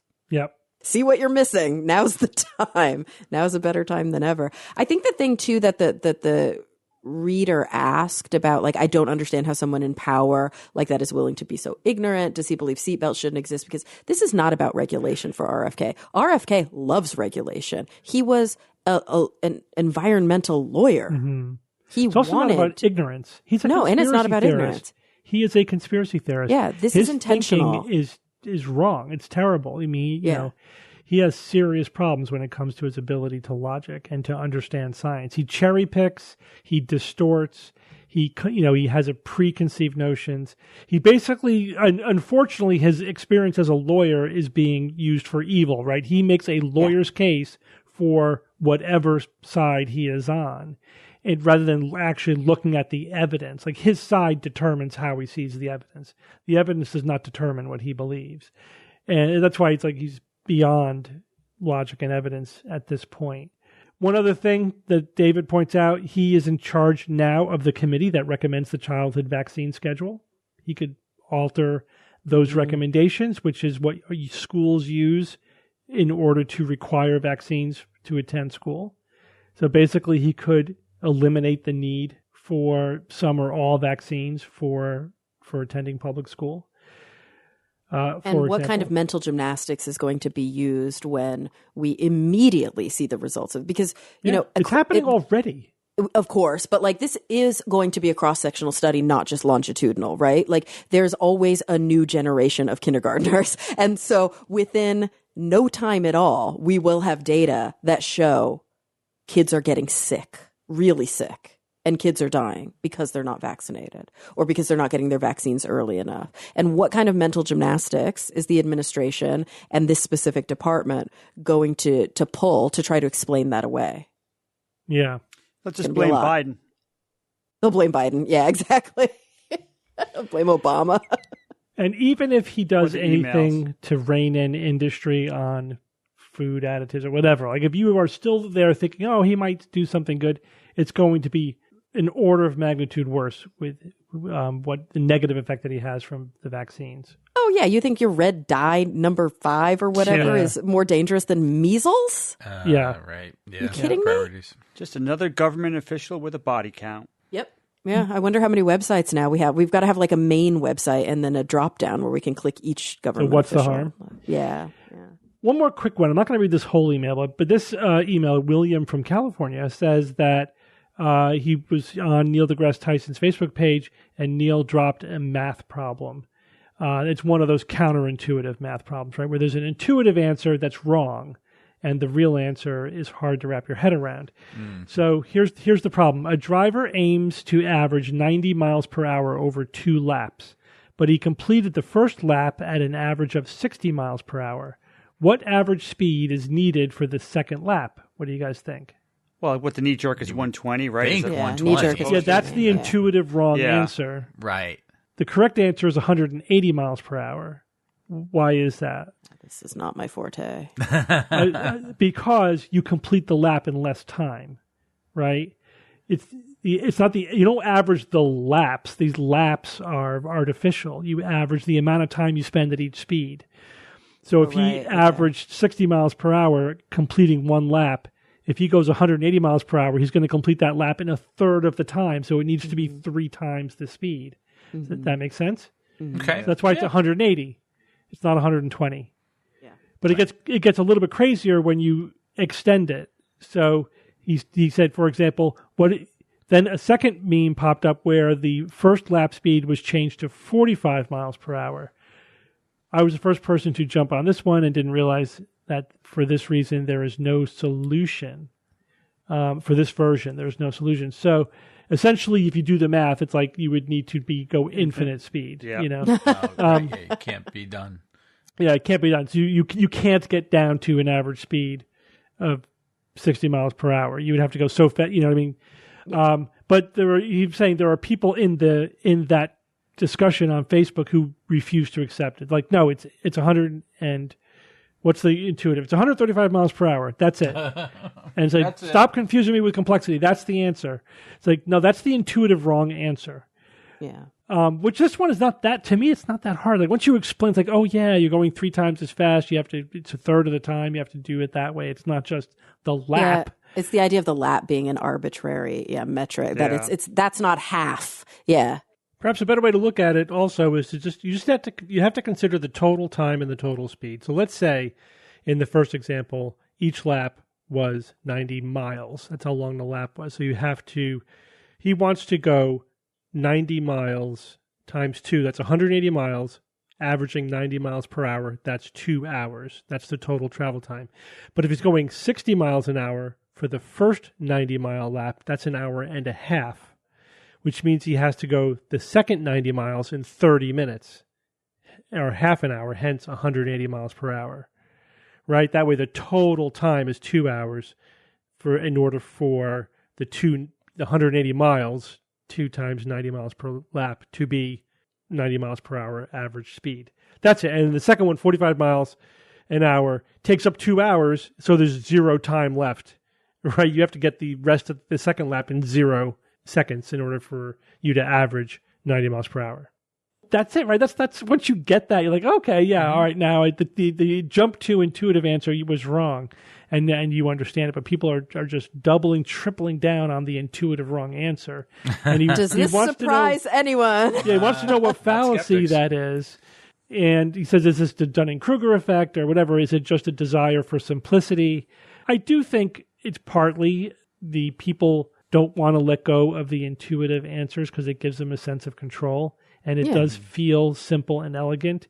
And when you hear a bunch of complexity that you can't wrap your head around, you're like, that's got to be wrong because it's too complex for me to understand. I'm going to stick with the simple, intuitive answer. And of course, that's not what they're actually overtly thinking, but it is. It's motivated reasoning. This has to be right. Yeah. Because the other thing makes me feel so uncomfortable. But that's true, but I also think there's something that just feels right about the intuitive answer. Oh, there is. That's why we all would say it and that's why it's hard to let go of that. But it's the holding on even after you're shown that you're wrong. When you go, nope. Yeah, it's the Monty Hall thing, too. It's like the intuitive answer just feels right. It's like, no, it's 50-50.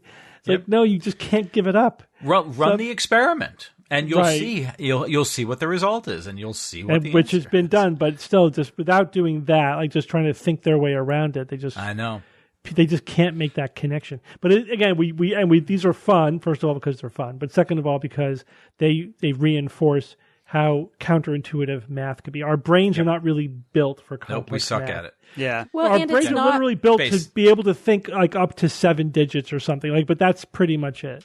Well, and I think it's even beyond that, because what we're not talking about is a complex calculation. We're talking about a complex word problem that requires conceptualization of the problem. That's the step folks are missing. It's not a calculation problem they're missing. They're failing on the word problem. Yeah, they're failing on the conception. Yeah. Reminds me of a Carl Sagan quote I came across today. understanding is a kind of ecstasy. Mm-hmm. Never heard that one before. I love it. All right. Well, thank you, William. That was a fun one. Let's go on with science or fiction. It's time for science or fiction.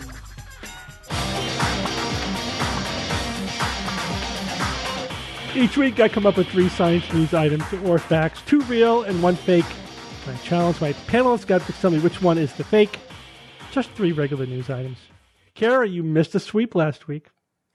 You swept? No, they swept me. Oh, okay. Have you had any sweeps yet this year? Yes, Yeah. one, I think, Yeah, right? I think I've had one, yeah. Oh, okay. All right, here we go. Item number 1. A review of health records finds that getting the shingles vaccine is associated with a 20% reduction in the risk of developing dementia. All right, number 2. A new study finds that mortality rates are overall higher in the U.S. than Europe, but these differences disappear for the highest socioeconomic groups. And item number 3, a systematic review finds that older adults, greater than 35 years old, do not experience greater exercise-induced muscle damage than younger adults, aged 18 to 25, from the same exercise. Kara, since you're back this week, why don't you go first? Okie smoky. So, first and foremost, a review of health records, getting shingles vaccine. Is that varicella? Is that shingles? Yeah. Yeah, varicella, associated with the 20. I'm still so frustrated that the shingles vaccine is not available here in this country to folks that are younger than, I think it's like 50 or something. Yeah, something like that. I want to take it now. So many people I know who had shingles in their 30s and 40s. Oh. Yeah, like I had chickenpox. Oh, yeah, I'm at risk. Anyway, so 20% reduction in the risk of developing dementia. 20% is really high. If that's true, that's good to hear. I kind of could see a connection here with dementia and viral illness and sort of preventing that manifestation. Shingles is brutal. And I don't know, I feel like when it happens for like a long time. It's pretty intractable. People have to take herpes medication to try and reduce its impact. And I don't know. I do think that more and more we're reading about the risk of viral infection and its outcome on developing dementia later on. Mortality rates are overall higher in the U.S. than Europe. Yeah, I buy it. But these differences disappear for the highest SES groups. So you're saying the highest European SES groups compared to the highest American SES groups. You're not saying the highest American SES groups compared to the average European. Yeah, if you're comparing the same socioeconomic group, it's Right. not different at the highest. Then we ones. would lose. You're saying we would lose that more. I could kind of see it, but I could also see that not being true. I mean, I definitely buy that mortality rates are higher in the U.S. than Europe. But I mean, we don't have universal access to healthcare.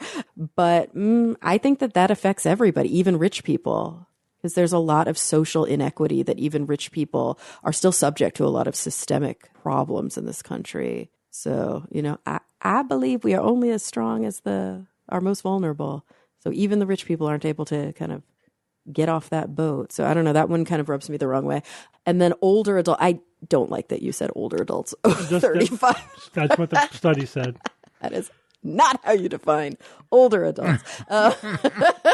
They do not experience greater exercise-induced muscle damage than younger adults, 18 to 25, from the same exercise. Yeah, I mean, maybe the oldest of old do, but yeah, 35 plus. I think a lot of people are in their prime, 35, 45. Yeah, I kind of buy this one. Why would their muscles be more? I mean, yes, their muscles are older, but does that mean they're more inclined to damage?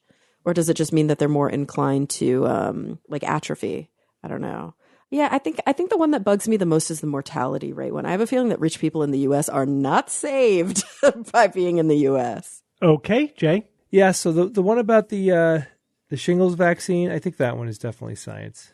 And while Kara was talking about the second one about the people on the highest incomes in the United States versus those in Europe, basic question here is, can rich people in the United States buy the same level of health care that people can get in Europe? And everything I've read says no to that. So I'm going to agree with Kara and say this one is the fiction. Okay, Bob? The 20% reduction in developing dementia from shingles vaccine, that's dramatic. I don't necessarily want to use the card of like, I would have heard of that, but that's dramatic shit. And if it's true, I'll be pissed because that should be out there more. Yeah. Wow. All right. The second one here, yeah. I think on the surface here, this sounds, it makes a lot of sense because, these upper socioeconomic groups will have a lot better access to better health care. That's my gut reaction to that one. And let's look at this last one here. The third one makes sense to me, although 35 might be a little bit young for it. But yeah, this assumes that the more muscle damage you do, the more hypertrophy you would experience, right? I think it's kind of implying that. So that would make sense then, that less damage, less hypertrophy the older you are, which absolutely makes sense because sarcopenia is a bitch. And that's just, sarcopenia is just, all that means is that as you get older, you start losing muscle. And this is basically just this downward spiral to death. But yeah, losing muscle. I noticed at my age, building muscle is, it's hard. It's a lot harder than of course, that it was in my teens and 20s. So yeah, so I think there's still a relatively dramatic comparison between, or contrast between, a 35, 40-year-old compared to like a 15-year-old in the gym. So that one makes the most sense of all of these. So I can totally justify that one. So that one's almost certainly science, I think. Are you reading it correct, Bob? Let's see. It sounds like you're arguing for the opposite of what it Yeah, says. it sounds like you're arguing for the opposite. Older adults, so if you're greater than 35, you do... Oh, they don't experience... Yeah, they don't experience greater damage. So the older you are, the less damage, right? No. The older you are, you don't... It's the same. It's the same. It's the same. Yeah, it's no worse than if you're 18. Oh, okay. Sorry. Yeah. Oh, crap. Let me rethink this bastard then. So, and I don't know what to think about that. I was so confident about that damn thing. But they still might have less damage. You're right. They could have less damage. It's either the same or less. Yeah. No worse. All right. So based on that, I'm less convinced of it.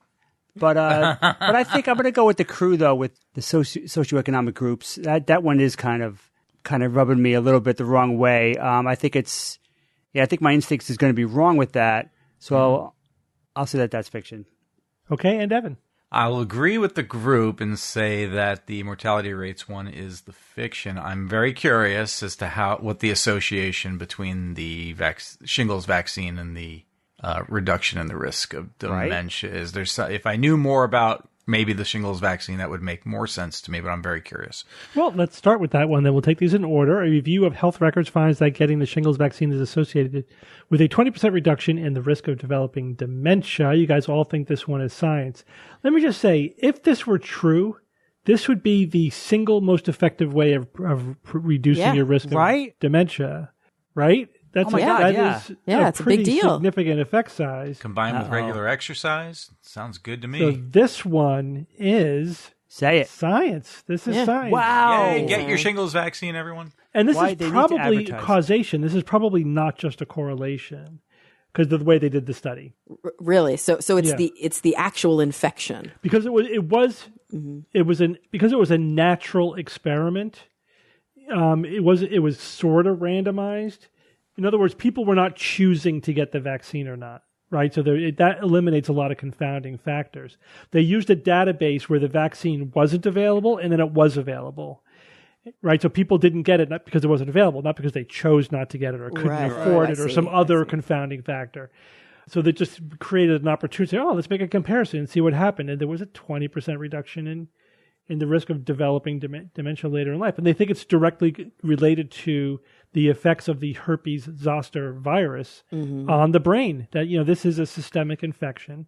It can cause brain damage, basically. Mm-hmm. Oh, crap. So if you had it, you're still you have the greater risk. Yeah, so get your shingles vaccine, basically. Fuck. Well, and that was... I had it, God damn it. I'm going to get it. Was that irrespective of chickenpox status? You can't get the shingles unless you had chickenpox in the past. But you're saying... Right, but I'm saying those who were and were not vaccinated, they all had chickenpox or no? Yeah, I don't know. Because I guess I would be really interested to see, because obviously if there's a direct relationship between a shingles infection and increased risk of dementia, is there also a relationship between a chickenpox infection and an increased risk of dementia? Definitely chickenpox as an adult is really bad. As an adult, but maybe not as a child. I got mine at 12. I was 12 when I had chickenpox. Yeah, I was a kid too. Yeah, I was a kid. as a Bambino. Bob, Jay, did you have chicken pox? I did not have it. I never had it. Really, Jay? I thought you had it for sure. I don't remember. Jay, you should get Can he get vaccinated? There's He a chickenpox vaccine now. Yeah, you can get the chickenpox vaccine. there Yeah, was if you no never had it, vaccine you should when get I was- vaccinated. yeah. Well, no, none of us had a vaccine. My wife had available to us. chickenpox as an adult. Oh, it must have been painful. Yeah. Jay, you should get vaccinated if it's approved for adults. I think I did. Oh, okay. Consult your physician. All right, let's go on to number 2. A new study finds. Does it matter if I had like a very minor case of shingles? You think? Bob's worried. Because it was We'll see. it was barely nothing.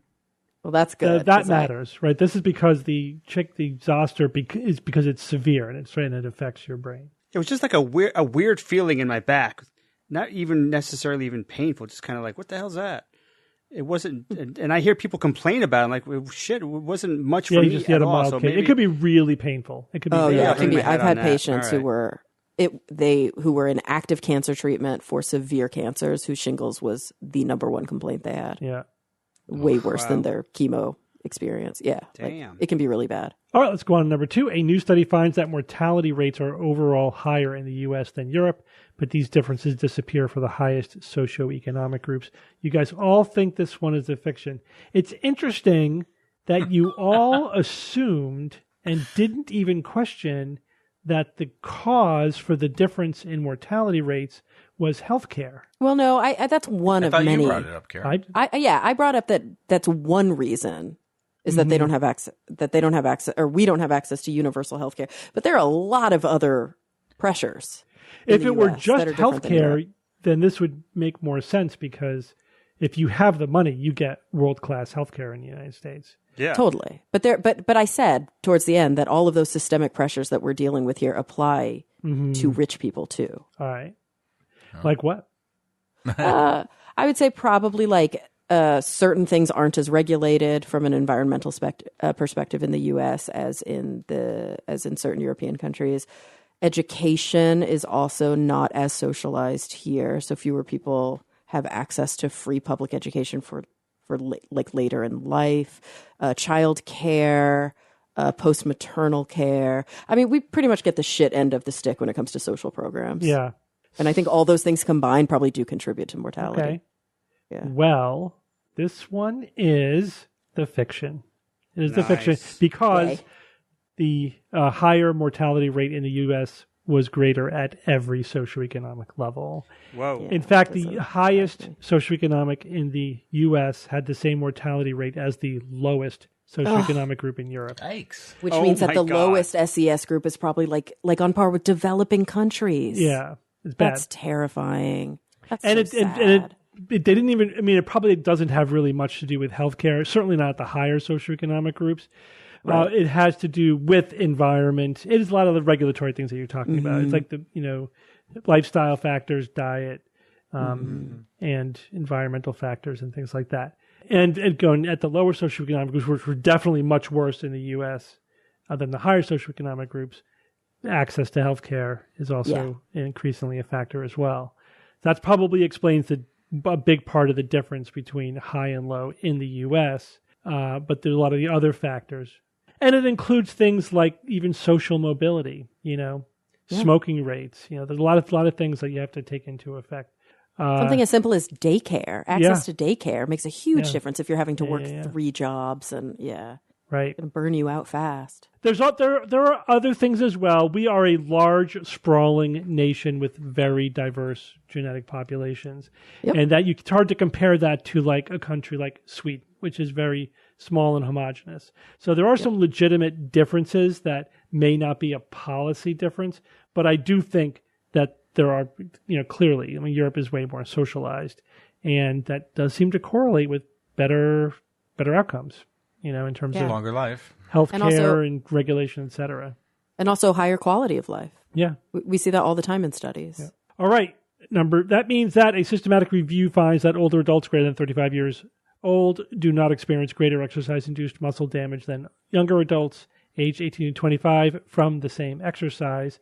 That one is science. This was surprising. This was not what the researchers expected to find. They thought that we're physiologically in our peak, 18 to 25, and that the exercise-induced muscle damage is again, as Bob was saying, is sort of how you build muscle, and they thought that would be superior, basically, in the younger adults. And maybe because even though they're doing the same exercise, they're working their muscles harder or something.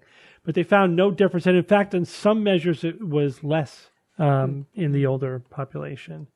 So they conclude advancing age is not associated with greater symptoms of EIMD. So they said basically older adults can pursue physical activity. No problem. You should do it. Yeah, this is not a contributor to that lack of muscle or that loss of muscle kind of tone and bulk. Yeah, that's good. But the younger adults had more muscle soreness and CPK release into their blood, which makes sense if you have more muscle mass at baseline. That muscles, you'd experience more soreness and you'd have more creatinine kinase in your blood. I wonder then too if probably it is the case that younger people are more at risk of rhabdo than older people. Yeah, maybe. Yeah, you have more muscle mass to break down. Yeah. Although we end up seeing it in the older population because they have more things that could trigger it. Like the most common reason is that you fall down and you can't get up. You're laying down for 2 days. Oh, that would make sense. Yeah. But so I should say exercise-induced rhabdo. Yeah. I've seen rhabdo many times. CrossFit effect. I've seen What's it rhabdo? Almost every time. It's a quote-unquote crush injury. It's because you're down or you're literally trapped under That's fascinating. something. People who are in building collapses or whatever get it. I saw one case. Probably the worst case of rhabdo I ever saw was not due to that. It wasn't a young patient who had fulminant myositis. His muscles were so inflamed they were breaking down over days, and just his kidneys were overwhelmed, could not clear the creatine kinase. Yeah. Bad. Yeah, the only people I've ever known in life to have had rhabdo, it was it's like the CrossFit effect. Mm-hmm. It was from overuse. Steve can explain this better, Bob, but is it rhabdomyolysis? Rhabdomyolysis. Myelitis. Yeah, it's where the physical muscle breaks down and the components are too big for your kidneys to process that. It overwhelms the kidney's ability to clear it. So you got to give them a lot of fluid is the big thing. You got to just. So what does it look like, Steve? Coca-Cola colored urine. It will just shut your kidneys down. It could destroy your kidneys. But isn't that the first symptom or an important symptom is Coca-Cola the really dark colored urine. Yeah. And severe muscle pain. Mm-hmm. Mm-hmm. All right. Good job, everyone. Evan. Mm-hmm. Give us a quote. The fool doth think he is wise, but the wise man knows himself to be a fool. Famous quote from William Shakespeare's play, As You Like It. So you're saying that Shakespeare anticipated Dunning-Kruger by centuries? I suppose so. Yeah. I mean, it's not exactly the same, but it's the same kind of thing. Right idea. Yeah. Yep. Nope, I think it's very wise. I agree with that. Hey, there you go. Yeah. We all know we're fools here.